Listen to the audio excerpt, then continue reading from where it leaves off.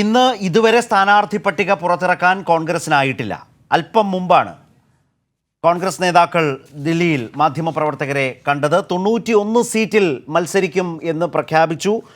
അതേസമയം 81 സീറ്റിൽ ധാരണയായി എന്ന് സൂചിപ്പിച്ചു. പക്ഷേ ഇന്ന് പ്രഖ്യാപനം, ഇന്നലെ പറഞ്ഞത് മുല്ലപ്പള്ളി, ഇന്ന് വൈകിട്ട് പ്രഖ്യാപനം ഉണ്ടാകും എന്ന മട്ടിലാണ്. പക്ഷേ ആ പേരുകൾ പ്രഖ്യാപിക്കാൻ തയ്യാറായിട്ടില്ല.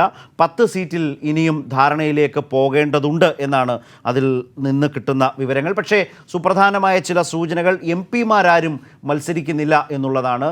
അപ്പോൾ നേമത്ത് ഈ പറഞ്ഞതുപോലെ കെ മുരളീധരനോ ശശി തരൂരോ ഒന്നും മത്സര രംഗത്തുണ്ടാവില്ല എന്ന് ഉറപ്പാകുന്നു.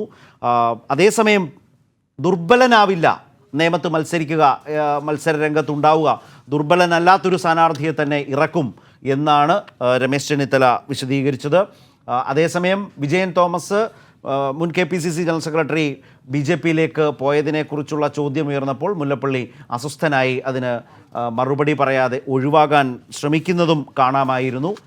വിഷ്ണുവാണ് ഡൽഹിയിൽ നിന്ന് വിശദാംശങ്ങളുമായി ചേരുന്നത്. വിഷ്ണു, ഇന്ന് സ്ഥാനാർത്ഥി പട്ടികയുണ്ടാകും എന്നൊക്കെ കരുതിയിരുന്നു. അപ്പോഴും ഒരു ധാരണയിലേക്കെങ്ങും കാര്യങ്ങൾ പൂർണ്ണമായി എത്തിയിട്ടില്ല എന്നായിരുന്നു വൈകുന്നേരം പുറത്തേക്ക് വന്ന വിവരങ്ങൾ. ഇപ്പോൾ ഈ നേതാക്കൾ പറയുന്നതിൻ്റെ പൊതുവായ പ്രധാനപ്പെട്ട വിവരങ്ങൾ എന്തൊക്കെയാണ്?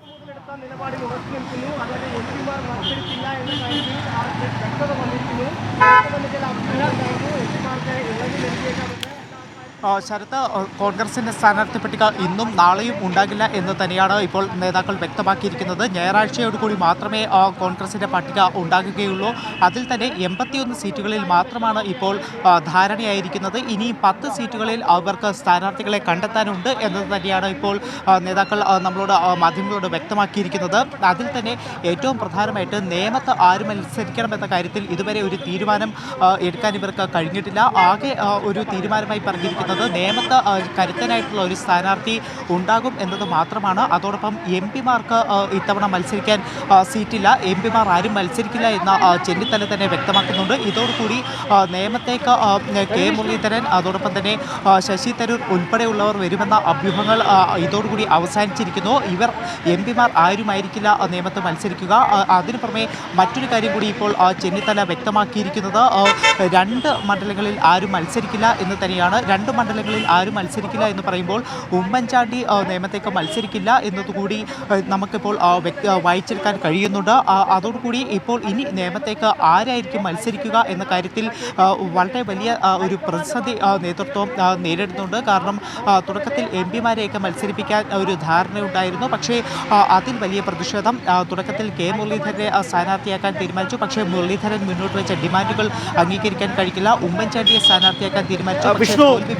ഇതിൽ ധാരണയാകാത്ത 10 മണ്ഡലങ്ങൾ ഏതാണെന്ന് ഈ നേതാക്കൾ പറയുന്നുണ്ടോ? ശശി തരൂരിലേക്ക് കാര്യങ്ങൾ എത്തിച്ചേർന്നു.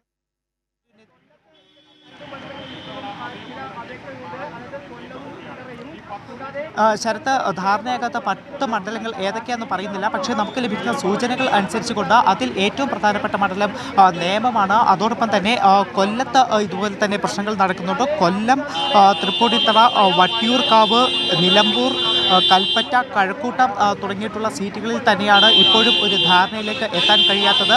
നേമത്തിന് പുറമെ നമ്മൾ നേരത്തെ തൃപ്പൂണിത്തറയുടെ കാര്യം പറഞ്ഞു. തൃപ്പൂണിത്തറയ്ക്ക് ഇപ്പോഴും ഉമ്മൻചാണ്ടി കൃത്യമായി തന്നെ ഒരു നിലപാട് സ്വീകരിച്ചിരിക്കുന്നത് തൃപ്പൂണിത്തറയിൽ കെ ബാബുവിനെ മത്സരിപ്പിക്കുന്നില്ല എന്നുണ്ടെങ്കിൽ താൻ പുതുപ്പള്ളിയിൽ മത്സരിക്കില്ല എന്ന നിലപാടിൽ തന്നെയാണ് ഇപ്പോഴും ഉമ്മൻചാണ്ടി തുടരുന്നത്. അത് ഇപ്പോൾ ചേർന്ന കേന്ദ്ര തെരഞ്ഞെടുപ്പ് കമ്മിറ്റി യോഗത്തിലും ഉമ്മൻചാണ്ടി ഇക്കാര്യം അവരെ നേതൃത്വത്തെ അറിയിച്ചിട്ടുണ്ട്. അതോടൊപ്പം തന്നെ കൊല്ലം സീറ്റിൽ ബിന്ദു കൃഷ്ണ അല്ലെങ്കിൽ PC വിഷ്ണുനാഥ്, ഈ 2 പേരുകളാണ് പരിഗണിക്കുന്നത്. അതേസമയം ബിന്ദു കൃഷ്ണയെ കുണ്ട്രയിലേക്ക് മാറ്റിക്കൊണ്ട് PC വിഷ്ണുനാഥ് അതിനെ കൊല്ലത്ത് മത്സരിപ്പിക്കാമെന്ന ധാരണയായിട്ടുണ്ടെങ്കിലും ബിന്ദു കൃഷ്ണ വളരെ വലിയ എതിർപ്പ് അറിയിച്ചിട്ടുണ്ട്. ബിന്ദു കൃഷ്ണ പറയുന്നത് കൊല്ലത്ത് തനിക്ക് ഇത്തവണ മത്സരിക്കാൻ സീറ്റ് തരുന്നില്ല എന്നുണ്ടെങ്കിൽ മറ്റൊരു മണ്ഡലത്തിൽ മത്സരിക്കില്ല എന്നതാണ് ബിന്ദു കൃഷ്ണ അറിയിച്ചിരിക്കുന്നത്.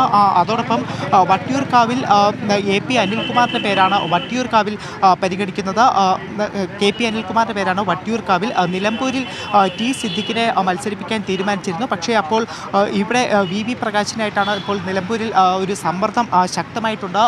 ഇതിനു പുറമെ പത്തനാപുരം മണ്ഡലത്തിലും ശക്തമായിട്ടുള്ള ഒരു തർക്കം നിലനിൽക്കുന്നു. പത്തനാപുരത്ത് ജ്യോതികുമാർ ചാമക്കാലയെ മത്സരിപ്പിക്കാനായിട്ടൊരു തീരുമാനം ഉണ്ടായിരുന്നുവെങ്കിലും കൊടിക്കുന്നിൽ സുരേഷ് അവസാന നിമിഷം സമ്മർദ്ദം ശക്തമാക്കിയിരിക്കുകയാണ്. ശരണ്യ മനോജിനെ പത്തനാപുരത്ത് മത്സരിപ്പിക്കണമെന്ന ഒരു സമ്മർദ്ദമാണ് കൊടിക്കുന്നിൽ ശക്തമാക്കിയിരിക്കുന്നത്. അപ്പോൾ ഇത്തരത്തിലാണ് ഇനിയും ഒരു തീരുമാനം ആകാത്ത 10 മണ്ഡലങ്ങൾ എന്നതാണ് നമുക്ക് ഇപ്പോൾ നേതാക്കളുടെ പ്രതികരണത്തിൽ നിന്നും മനസ്സിലാക്കാനും കഴിയുന്നത്. അതേസമയം കോൺഗ്രസിൻ്റെ പട്ടിക വീണ്ടും നീളുന്നു എന്ന് വേണം നമുക്ക് പറയാൻ. അത് കോൺഗ്രസിനകത്തെ ഭിന്നതകൾ തന്നെയാണ് കോൺഗ്രസിൻ്റെ പട്ടിക നീളാൻ കാരണം. ഇന്ന് വൈകിട്ടോടുകൂടി പ്രഖ്യാപനം ഉണ്ടാകുമെന്ന് പറഞ്ഞ പട്ടികയാണ് ഞായറാഴ്ച മാത്രമേ പ്രഖ്യാപിക്കുകയുള്ളൂ എന്ന് നേതാക്കൾ ഇപ്പോൾ വ്യക്തമാക്കിയിരിക്കുന്നത്. ശരത്. ശരി, വിഷ്ണുവാണ് വിശദാംശങ്ങൾ നൽകിയത്. നേതാക്കൾ അല്പം മുമ്പാണ് ദില്ലിയിൽ സംസാരിച്ചത്. മുല്ലപ്പള്ളി രാമചന്ദ്രനും രമേശ് ചെന്നിത്തലയും അതുപോലെ തന്നെ ഉമ്മൻചാണ്ടിയുമാണ് സംസാരിച്ചത്. ഇന്നും സ്ഥാനാർത്ഥി പട്ടിക പുറത്തിറക്കാൻ കോൺഗ്രസ് നേതാക്കൾക്ക് ആയിട്ടില്ല. ഇപ്പോഴും 10 മണ്ഡലങ്ങളിൽ ഒരു ധാരണയായിട്ടില്ല എന്നാണ് നേതാക്കൾ പുറത്തു പറയുന്നത്. പക്ഷേ മാധ്യമ വാർത്തകളിൽ ഏതാണ്ട് 2 ഡസനോളം മണ്ഡലങ്ങളിൽ ഒറ്റ പേരിലേക്ക് ഇപ്പോഴും കാര്യങ്ങൾ എത്തിയിട്ടില്ല. ഒന്നിലധികം പേരുകൾ നിൽക്കുന്നു എന്നുള്ളതാണ് വിഷ്ണു സൂചിപ്പിച്ചതിൽ ഏറ്റവും പ്രധാനപ്പെട്ട മണ്ഡലം നേമം എന്നുള്ളതാണ്. നേമത്താരും മത്സരിക്കും എന്ന് കോൺഗ്രസിന് ഇതുപോലൊരു ഘട്ടത്തിൽ ഇപ്പോഴും പറയാനാവുന്നില്ല എന്നത് വളരെ പ്രധാനപ്പെട്ട കാര്യമാണ്. അതുപോലെ കൊല്ലം, തൃപ്പൂണിത്തുറയിൽ കെ ബാബുവിന് വേണ്ടി ഉമ്മൻചാണ്ടി അതിശക്തമായൊരു നിലപാട് തുടരുകയാണ്. അതുപോലെ തന്നെ മുമ്പ് പറഞ്ഞ പത്തനാപുരം ഒരു തർക്ക പ്രദേശമായി നിൽക്കുന്നു. വട്ടിയൂർക്കാവിൽ കെ പി അനിൽകുമാറിൻ്റെ പേര് പറയുമ്പോൾ തന്നെ അത് അംഗീകരിക്കാൻ തയ്യാറാകാതെ അതിലേക്ക് മറ്റു പേരുകൾ കൂടി ഉണ്ടോ എന്നുള്ളതും മറ്റൊരു പ്രശ്നമാണ്. ഈ വിധമൊക്കെയാണ് കാര്യങ്ങൾ നിൽക്കുന്നത്. ലീഗിൻ്റെ സ്ഥാനാർത്ഥി പട്ടിക ഇന്ന് വന്നു, ചില മണ്ഡലങ്ങൾ ഒഴിച്ചിട്ട്. അതുപോലെ ഇന്ന് കോൺഗ്രസ് വിട്ട് BJP-യിലേക്ക് പോയത് വിജയൻ തോമസ് ആണ്. ഇതൊക്കെയാണ് പുതിയ വിവരങ്ങൾ. ഇന്ന് ചർച്ചയിൽ പങ്കെടുക്കുന്നവരെ ഒന്ന് കാണാം. CPIM നേതാവ് Raju Abraham, KPCC secretary PA Salim, മുതിർന്ന മാധ്യമപ്രവർത്തകൻ ശ്രീ A സജീവൻ. ശ്രീ സലിം, ഇപ്പോൾ താങ്കളുടെ നേതാക്കൾ ദില്ലിയിൽ വാർത്താ സമ്മേളനം നടത്തിയത് ശ്രദ്ധിച്ചു കാണുമല്ലോ. ഇന്ന് ലിസ്റ്റ് പുറത്ത് വന്നിട്ടില്ല, ഔദ്യോഗികമായി പ്രഖ്യാപനങ്ങൾ ഉണ്ടായിട്ടില്ല സ്ഥാനാർത്ഥികളെ സംബന്ധിച്ച്. നേതാക്കൾ പറഞ്ഞതിൻ്റെ തുടർച്ചയിൽ ഇപ്പോഴത്തെ ഒരു സിറ്റുവേഷൻ എന്താണ്? താങ്കൾ മനസ്സിലാക്കുന്നതും പറയാൻ കഴിയുന്നതും എന്താണ് ശ്രീ സലിം?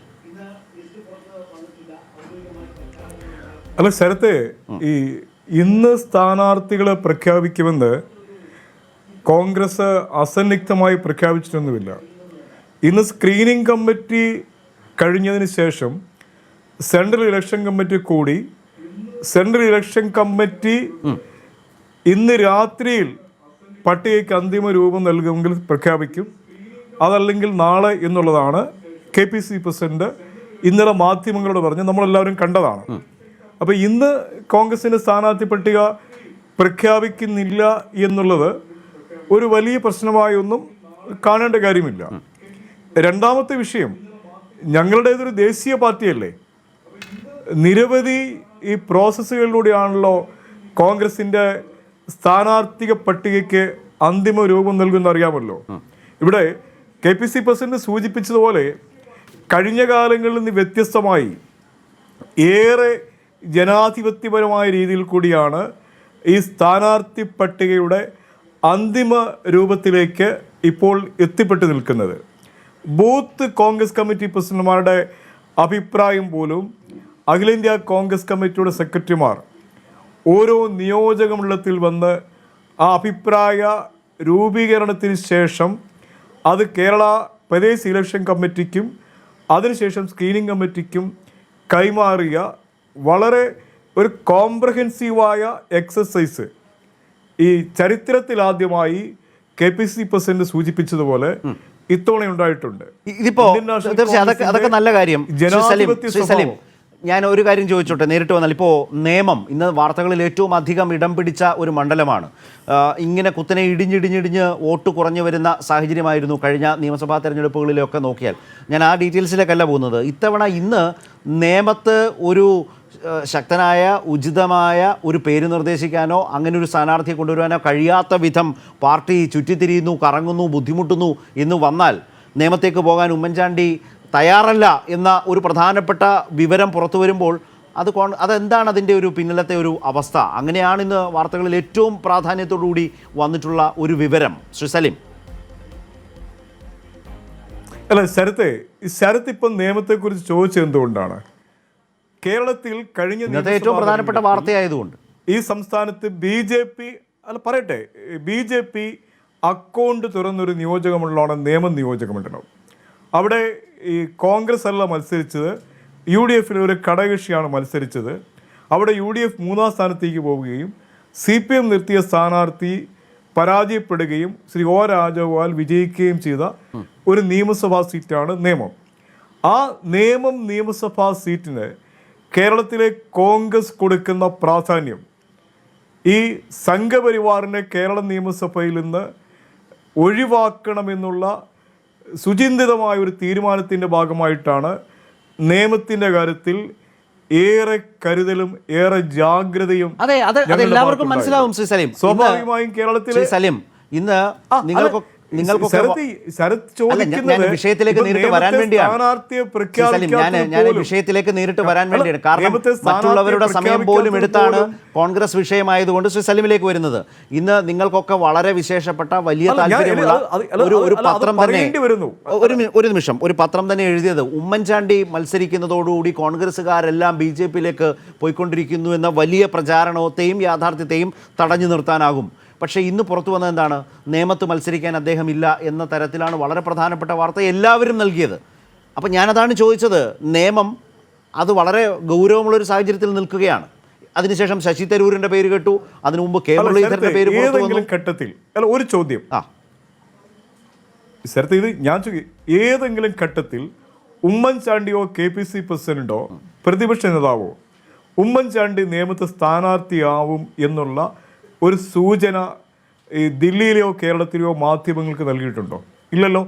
ഇത് മാധ്യമങ്ങളാണ് ഇങ്ങനെ ഉമ്മൻചാണ്ടി മത്സരിക്കുന്നു, രമേശ് ചെന്നിത്തല മത്സരിക്കുന്നു, KC വേണുഗോപാൽ മത്സരിക്കുന്നു, ശശി തരൂർ മത്സരിക്കുന്നു എന്ന രീതിയിലുള്ള ഒരു വാർത്ത സൃഷ്ടിച്ചെടുത്തത്. ഞങ്ങൾ പറഞ്ഞത് നേമത്ത് കോൺഗ്രസ്സിന് പ്രഗത്ഭനായ സ്വീകാര്യനായ സ്ഥാനാർത്ഥി ഉണ്ടാവും എന്ന് പറഞ്ഞതിൽ നിന്ന് ആ ഒരു ഇൻഫറൻസിൽ നിന്നാണ് മാധ്യമങ്ങൾ ഇങ്ങനെയുള്ള ചില നിഗമനങ്ങളിലേക്ക് എത്തിയത്. അതുകൊണ്ട് നാളെ ഉമ്മൻചാണ്ടി നിയമത്തിൽ മത്സരിക്കണം അല്ലെങ്കിൽ രമേശ് ചെന്നിത്തല മത്സരിക്കണം എന്നുള്ള ഒരു അർത്ഥത്തിലേക്ക് പോയതിൻ്റെ ഉത്തരവാദിത്വം കോൺഗ്രസ് നേതൃത്വത്തിലില്ല. പക്ഷേ we are very particular and we are very serious with regard to നിയമം അസംബ്ലി തങ്ങളിലേക്ക് എത്താം. അതിനു മുമ്പ് ശ്രീ സജീവൻ, ശ്രീ സലിം നിയമത്തെക്കുറിച്ച് പറയുന്ന ഈ വിശദീകരണം പൊരുത്തപ്പെടുന്നതോ ബോധ്യപ്പെടുന്നതോ ആണോ താങ്കളെ സംബന്ധിച്ച്? ഈ തെരഞ്ഞെടുപ്പിൽ കോൺഗ്രസിനെ സംബന്ധിച്ച് നിയമം എന്ന നിയമസഭാ മണ്ഡലത്തിൻ്റെ പ്രാധാന്യം ഇത്രയേറെ മാധ്യമ വാർത്തകൾക്ക് ഇടം കൊടുക്കുകയും ഉമ്മൻചാണ്ടി പിൻവാങ്ങുന്നു. മുൻപ് തന്നെ ഒരിക്കൽ വന്നതാണത്. അതിനുശേഷം അദ്ദേഹം തന്നെ അത് പറഞ്ഞു, അങ്ങനെ ഇല്ല എന്ന് പറഞ്ഞു. ഇന്ന് ഡൽഹിയിൽ സ്ക്രീനിംഗ് കമ്മിറ്റി നടക്കുന്ന ഘട്ടത്തിൽ ഇന്ന് രാവിലെ മുതൽ വന്ന വലിയ വാർത്ത നിയമത്തേക്കില്ല, മത്സരിക്കുന്നുവെങ്കിൽ പുതുപ്പള്ളിയിലേ ഉള്ളൂ എന്നാണ് അദ്ദേഹം സൂചിപ്പിച്ചത്. പിന്നീട് അത് ശശി തരൂരിലേക്ക് പോകുന്നു. രസകരമായൊരു കമൻറ്റ് വാർത്തകളിലൂടെ വന്നത്, മുഖ്യമന്ത്രി സ്ഥാനാർത്ഥിയാക്കുന്നുവെങ്കിൽ മത്സരിക്കാമെന്ന് കെ മുരളീധരൻ ഹൈക്കമാൻഡിനോട് പറഞ്ഞതായ സ്ക്രീനിംഗ് കമ്മിറ്റി അറിയിച്ചതായ ഒരു വിവരം വന്നു. അപ്പോൾ മുഖ്യമന്ത്രി സ്ഥാനാർത്ഥിയാണ് നേമത്ത് എന്ന ഒരു പ്രതീതിയിലേക്ക് വാർത്തകൾ വരുന്നു. ഉമ്മൻചാണ്ടി അതിന് തയ്യാറാവുന്നില്ല. കെ മുരളീധരൻ ഇങ്ങനെയൊരു ക്ലോസ് വെക്കുന്നു. അപ്പോഴേക്ക് ശശി തരൂരിൻ്റെ പേര് ഹൈക്കമാൻഡ് വെക്കുമ്പോൾ ശശി തരൂരിനെ എതിരായി രണ്ട് നേതാക്കളും ഒരു നിലപാട് സ്വീകരിക്കുന്നു. ഇതൊക്കെയാണ് ഡൽഹിയിൽ നടന്നത്. കോൺഗ്രസ് രാഷ്ട്രീയത്തിൽ നിന്ന് വരുന്ന മാധ്യമ വാർത്തകൾ അപ്പാടെ തെറ്റാണ് എന്ന് പറഞ്ഞ് തള്ളിക്കളയാവുന്നതാണോ ശ്രീ സജീവൻ? ഒരിക്കലുമല്ല. കാരണം ഇന്നലെ വരെ നിയമത്തെക്കുറിച്ച് പറഞ്ഞത്, ഇപ്പൊ ഇന്ന് പോലും മുല്ലപ്പള്ളി പറഞ്ഞിട്ടുള്ളത് അവിടെ ഏറ്റവും സമുന്നതരായിട്ടുള്ള നേതാവ് വരുന്നുള്ളതാണ്. സമുന്നതരായ നേതാവ് തീർച്ചയായിട്ടും ഉമ്മൻചാണ്ടിയാണല്ലോ. അദ്ദേഹം ഇന്നലെ ഈ സംഭവങ്ങളൊക്കെ പറയുമ്പോൾ അദ്ദേഹം ഇല്ല എന്നുള്ള രീതിയിലല്ല പ്രതികരിച്ചിട്ടുള്ളത്. അദ്ദേഹം കൃത്യമായിട്ട് ഇന്ന് അദ്ദേഹം പറഞ്ഞ പോലെ ഞാൻ പുതുപ്പള്ളിയിലാണ് ഇത്രയും കാലവും മത്സരിച്ചത്, ഇനിയും അവിടെ തന്നെ മത്സരിക്കുള്ളൂ എന്നുള്ള നിലപാട് ഇന്നലെ അദ്ദേഹം എടുത്തിട്ടില്ല. അപ്പൊ അദ്ദേഹം വ്യക്തമായ ഏതാണ്ട് സൂചനകൾ നൽകുകയായിരുന്നല്ലോ മാധ്യമങ്ങൾക്ക്, ആ മത്സരിക്കാൻ സാധ്യതയുണ്ട് എന്നുള്ളത്. അപ്പൊ അങ്ങനെയുള്ള ഒരു അവസ്ഥയിൽ നിന്നും എനിക്ക് തോന്നുന്നു അദ്ദേഹം പെട്ടെന്ന് പിന്മാറിയിട്ടൊരു തോൽവി ഭയം തന്നെ വല്ല രീതിയിലും തകർക്കാൻ വേണ്ടിയിട്ടുള്ള ശ്രമം ഇതിന് പിന്നിലുണ്ടോ എന്നുള്ള തോൽവി ഭയന്നായിരിക്കാം, അല്ല അങ്ങനെ ഒരു ചതി ഭയന്നായിരിക്കാം അദ്ദേഹം പിന്മാറിയതെന്ന് ഞാൻ വിചാരിക്കും. ഇന്നത്തെ അദ്ദേഹത്തിന്റെ പ്രതികരണം, എന്നെ അങ്ങനെ നിങ്ങൾ കൊടുക്കാൻ നോക്കേണ്ട, എന്ന രീതിയിൽ തന്നെയാണ്. അത് അദ്ദേഹം വളരെ കൃത്യമാണ്. അദ്ദേഹം യോഗം കഴിഞ്ഞ് പുറത്തേക്ക് വരുമ്പോഴുള്ള അദ്ദേഹത്തിന്റെ ബോഡി ലാംഗ്വേജ് പോലും വളരെ കൃത്യമായിരുന്നു. അതൊക്കെ KPCC പ്രസിഡന്റ് പറയും, നിങ്ങൾ അദ്ദേഹത്തോട് ചോദിക്കൂ എന്ന രീതിയിൽ ഒരു പിണങ്ങിപ്പോകുന്ന ഒരവസ്ഥയിലേക്കാണ് അദ്ദേഹം പോയിട്ടുള്ളത്. അപ്പൊ ഇത് വളരെ കൃത്യമാണ്. അദ്ദേഹത്തിന് ആ താല്പര്യമുള്ള, അദ്ദേഹത്തിനോട് അടുപ്പമുള്ള ആളുകളെ ബാബുവിനെ പോലുള്ള ആളുകളൊക്കെ മത്സരിപ്പിക്കാൻ അദ്ദേഹം കടുത്ത സമ്മർദ്ദം ചെലുത്തി എന്നുള്ള പ്രശ്നമുണ്ട്. അത് അനുവദിക്കപ്പെട്ടിട്ടില്ല എന്നുള്ളൊരു കാര്യമുണ്ട്. ഇതിനിടയിൽ അങ്ങനെയെങ്കിൽ ഞാൻ മത്സരിക്കുന്നില്ല എന്ന രീതിയിലേക്കൊക്കെ അദ്ദേഹം പോകാൻ ഉള്ള സാധ്യത. എന്തായാലും ഈ ഒരു കൺഫ്യൂഷൻ ഉണ്ടാക്കി തീർത്തത് നേരത്തെ തന്നെ ഉമ്മൻചാണ്ടി മത്സരിക്കില്ല, നേമത്ത് നേരത്തെ ഘടകകക്ഷികൾക്ക് കൊടുത്തതുപോലെ, അല്ലെങ്കിൽ ഇനി കോൺഗ്രസ് തന്നെ മത്സരിക്കുകയാണെങ്കിൽ ആരെങ്കിലും ഒരാൾ മത്സരിക്കും, ഒരു സ്ഥാനാർത്ഥി ഉണ്ടാകും എന്ന് പറഞ്ഞാൽ മതിയല്ലോ.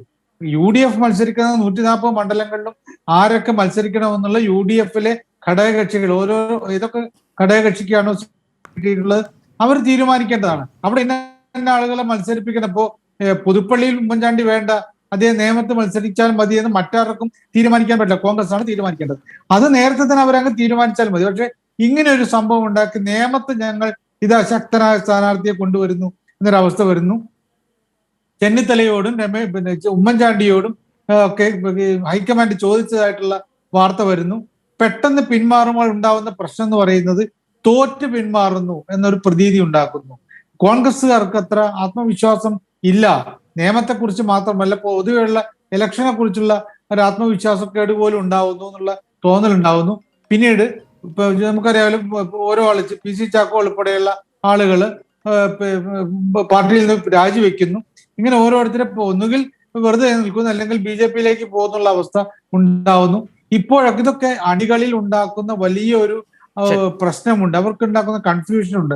അതൊരു പ്രധാനപ്പെട്ട കാര്യമാണ്.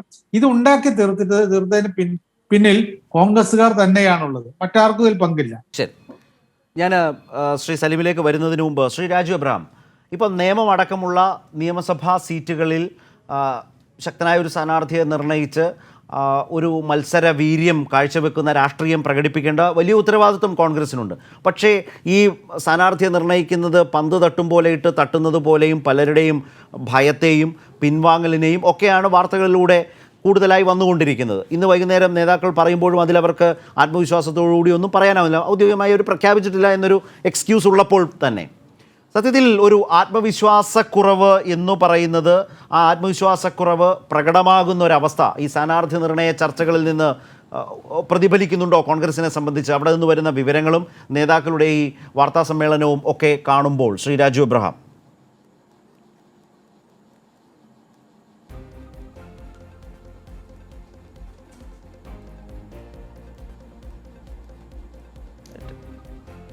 ശ്രീ രാജു എബ്രഹാമിന് കേൾക്കാനാവുന്നില്ല എന്നാണ് വിചാരിക്കുന്നത്.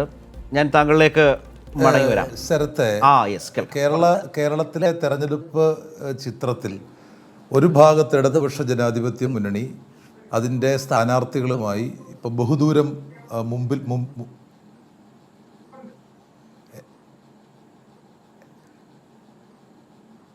കേൾക്കാമോ? കേൾക്കാം, പറഞ്ഞോളൂ. ശരത്തെ, കേൾക്കാമോ?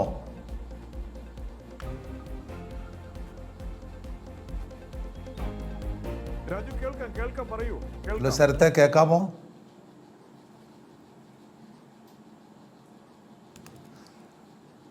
ഇവിടെ കേരളത്തിലെ തെരഞ്ഞെടുപ്പ് രാഷ്ട്രീയ ചിത്രത്തിൽ ഇടതുപക്ഷ ജനാധിപത്യ മുന്നണി അതിൻ്റെ തെരഞ്ഞെടുപ്പ് പ്രവർത്തനങ്ങളുമായി ബഹുദൂരം മുമ്പിലെത്തിക്കഴിഞ്ഞു. മറുഭാഗത്ത് സജീവം പറഞ്ഞതാണ് ശരി. ചർച്ചകളിൽ നിന്ന് പുറത്തേക്ക് വരുന്ന ശ്രീ ഉമ്മൻചാണ്ടിയുടെ മുഖഭാവം, എന്നെ ആരും കൊടുക്കണ്ട, എന്നെ കൊടുക്കാൻ നോക്കണ്ട. അപ്പം ഇതൊരു വലിയ കെണിയാണ്. സ്ഥാനാർത്ഥി നിർണയം ഒരു ഭാഗത്ത് നടക്കുന്നു, അടുത്ത മുഖ്യമന്ത്രി സ്ഥാനാർത്ഥിയെ സംബന്ധിച്ചുള്ള തർക്കങ്ങൾ നടക്കുന്നു.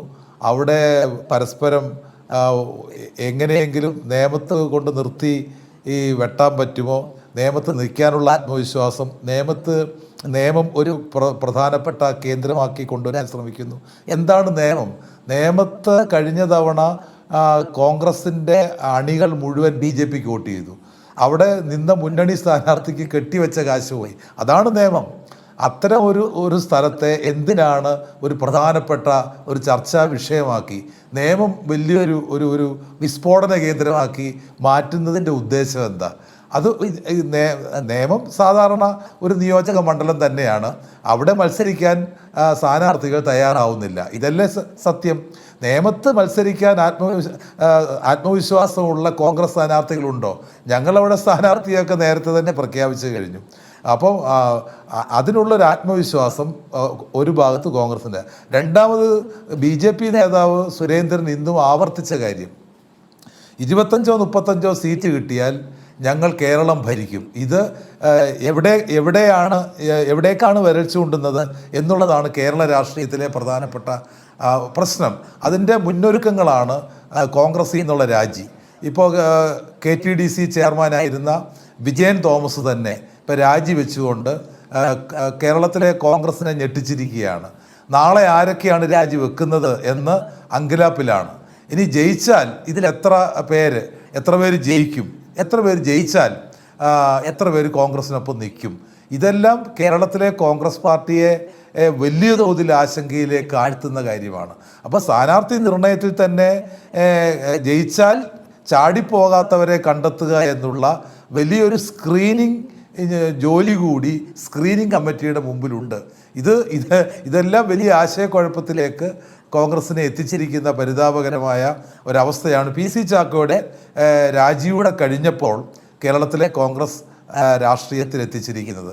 മറുഭാഗത്ത് ഇടതുപക്ഷ ജനാധിപത്യ മുന്നണി, പ്രധാനമായിട്ടും മുഖ്യമന്ത്രിയായിരുന്ന ശ്രീ പിണറായി വിജയൻ, അദ്ദേഹത്തിൻ്റെ തിളക്കമാർന്ന ഒരു ട്രാക്ക് റെക്കോർഡ്, ആ തിളക്കമാർന്ന ട്രാക്ക് റെക്കോർഡിനെ കളങ്കപ്പെടുത്താൻ ധാരാളം പരിശ്രമങ്ങൾ നടന്നു. നമ്മുടെ ഒരു സംഘം മാധ്യമങ്ങളുണ്ടായിരുന്നു, കേന്ദ്ര ഏജൻസികളുണ്ടായിരുന്നു, കോൺഗ്രസും BJP ഉണ്ടായിരുന്നു. എല്ലാവരും ചേർന്ന് ആ ട്രാക്ക് റെക്കോർഡിൽ കളങ്കം ചാർത്താനുള്ള പരിശ്രമങ്ങൾ നടത്തിയെങ്കിലും അതെല്ലാം കേരള ജനത തള്ളിക്കളഞ്ഞത് നമ്മൾ കണ്ടു എന്ന് മാത്രമല്ല, ഇന്ന് തുടങ്ങി വെച്ചിരിക്കുന്ന കേരളത്തിൻ്റെ ഒരു പുതിയ രൂപം, ഇത് ആധുനിക കേരളമാണ് കെട്ടിപ്പടുക്കുക എന്നുള്ളതാണ് ഇടതുപക്ഷ ജനാധിപത്യ മുന്നണി ലക്ഷ്യമിടുന്നത്. കേരളത്തിലെ പുതിയ തലമുറ ആഗ്രഹിക്കുന്ന ഒരു ആധുനിക കേരളം കെട്ടിപ്പടുക്കാനുള്ള അടിസ്ഥാന ശില ഈ ഗവൺമെൻറ് 5 വർഷം കൊണ്ട് അത് ഇട്ട് കഴിഞ്ഞിരിക്കുന്നു. ഇനി വേണ്ടത് ആ അടിസ്ഥാന ശിലയിൽ ഒരു ബഹുനില കെട്ടിടം അല്ലെങ്കിൽ ഒരു മൾട്ടി സ്റ്റോറി ബിൽഡിംഗ് പണിതുയർത്തുക. അതാണ് കേരളം ആഗ്രഹിക്കുന്നത്. ആ നിലയിലുള്ള ഒരു തെരഞ്ഞെടുപ്പ് റിസൾട്ടിനെയാണ്. അതാണ് മറുഭാഗത്ത് ഉണ്ടാവുന്നത്. BJPയെ സംബന്ധിച്ചിടത്തോളം അവർ കലക്കവെള്ളത്തിൽ മീൻ പിടിക്കാനായിട്ട് അവിടെ നിൽക്കുന്നു. അവർ നോക്കുന്നത് കോൺഗ്രസ് പാളയത്തിലേക്കാണ് അവർ നോക്കുന്നത്. ആരൊക്കെയാണ് സ്ഥാനാർത്ഥികൾ, ജയിച്ചു വന്നാൽ ഇതിൽ എത്ര പേരെ തങ്ങൾക്ക് കിട്ടും, തങ്ങൾക്കൊരു 35 ഒപ്പിക്കാൻ പറ്റുമോ, അതിലേതൊക്കെ സീറ്റിൽ കോൺഗ്രസുമായിട്ട് ധാരണയുണ്ടാക്കാൻ കഴിയും, അതിൻ്റെ എല്ലാ കാര്യങ്ങൾ നമുക്ക് പുറത്ത് വന്നു കഴിഞ്ഞു. പഞ്ചായത്ത് തെരഞ്ഞെടുപ്പിൽ നമ്മൾ കുറേയേറെ സീറ്റുകളിൽ BJP കോൺഗ്രസും ചേർന്ന് മത്സരിക്കുന്ന, വോട്ടുകൾ മറിക്കുന്ന ധാരാളം അനുഭവങ്ങൾ നമ്മൾ പല കോണുകളിലും കണ്ടു കഴിഞ്ഞതാണ്. അപ്പോൾ അതിൻ്റെ എല്ലാം പശ്ചാത്തലത്തിലാണ് ഇന്ന് കോൺഗ്രസിൻ്റെ ചർച്ചയെ നമ്മൾ കാണേണ്ടത്. ആത്മവിശ്വാസമില്ലാത്ത മുഖഭാവത്തോടു കൂടി തന്നെ ശരത്ത് പറഞ്ഞത് 100% ശരിയാണ്. യാതൊരുവിധ ആത്മവിശ്വാസവും ഇല്ലാത്ത ഒരു പ്രതികരണമാണ് നേതാക്കന്മാരുടെ മുഖഭാവങ്ങളിൽ നമുക്ക് ഇപ്പോൾ ഒടുവിൽ നടന്ന പത്രസമ്മേളനത്തിലും കാണാൻ വേണ്ടി കഴിയും. ശരി, ശ്രീ സലീം, താങ്കളുടേതായ മറുപടിയിലേക്ക് നേരിട്ട് പോകുമെന്ന് എനിക്കറിയാം. ഞാൻ അതിനു മുമ്പ് ഒരു ചെറിയ കാര്യം മാത്രമേ ഉള്ളൂ, പക്ഷേ അതിൽ താങ്കളുടെ മറുപടി പ്രസക്തമാകേണ്ടതാണ്. കാരണം ഇന്ന് മലയാള മനോരമ പത്രം, ഞാൻ നേരത്തെ സൂചിപ്പിച്ചു താങ്കളോട്, ഉമ്മൻചാണ്ടി നിയമത്തേക്ക് ഒരു വലിയ ഫൈറ്റ് ഏറ്റെടുക്കാൻ പോകുന്നു എന്ന് പറയുന്നത് മനോരമയായതുകൊണ്ടും അങ്ങനെ ഒരു സൂചന വന്നതുകൊണ്ടും അതിന് വലിയൊരു പ്രാമുഖ്യം ലഭിച്ചു. അതിനുശേഷമാണ് ദില്ലിയിൽ നിന്ന് ഇത്തരം വാർത്തകൾ വന്നത്. താങ്കളിത് മാധ്യമ സൃഷ്ടിയാണ് എന്ന് പൊതുവിൽ ചുരുട്ടിക്കട്ടി കളയാൻ ശ്രമിച്ചല്ലോ. അങ്ങനെയാണെങ്കിൽ മലയാള മനോരമയുടെ ആ വാർത്തയെ താങ്കൾ തള്ളിപ്പറയുമോ? അത് ശരത്തെ, മനോരമ മാത്രമല്ലല്ലോ, ഇന്ന് മലയാളത്തിലെ ഒട്ടുമിക്ക മാധ്യമങ്ങളും ഈ രീതിയിലൊരു വാർത്ത നൽകിയിരുന്നു. അത് ഞാൻ ആദ്യം സൂചിപ്പിച്ച മറുപടി തന്നെയാണ്. നിയമത്തിന് ഞങ്ങൾ കൊടുക്കുന്ന രാഷ്ട്രീയ പ്രാധാന്യം. പക്ഷേ ഞാൻ സൂചിപ്പിച്ച വിധം ഒരു ഡ്രാഫ്റ്റിംഗ്, അഡ്വക്കേറ്റ് സലീം, ഞാൻ സൂചിപ്പിച്ച വിധം ഒരു ഡ്രാഫ്റ്റിംഗ്, ഒരു ബോധ്യം അത് സൃഷ്ടിക്കുന്ന വിധമായിരുന്നു ആ വാർത്ത. അതാണ് ഇന്ന് ഇത്ര വലിയ സ്വീകാര്യത അവിടെ നിന്ന് വന്ന മറ്റു വാർത്തകൾക്കുണ്ടായത്.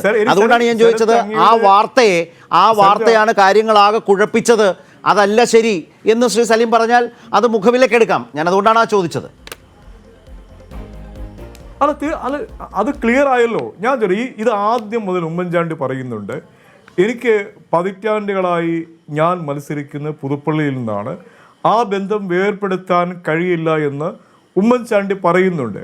പക്ഷേ ഇതോടൊപ്പം മാസങ്ങൾക്ക് മുമ്പ് ഉമ്മൻചാണ്ടി നേമത്ത് മത്സരിക്കുന്നു എന്നുള്ളൊരു വാർത്തയും ഈ നമ്മുടെ എയറിലുണ്ട്. ഇതെങ്ങനെ സംഭവിച്ചു എന്നുള്ള ചോദ്യത്തിനാണ് ഞങ്ങൾ നൽകുന്ന ഉത്തരം. നിയമം ഇപ്പോഴും ഞങ്ങൾ വളരെ സീരിയസ് ആയി കാണുന്നു.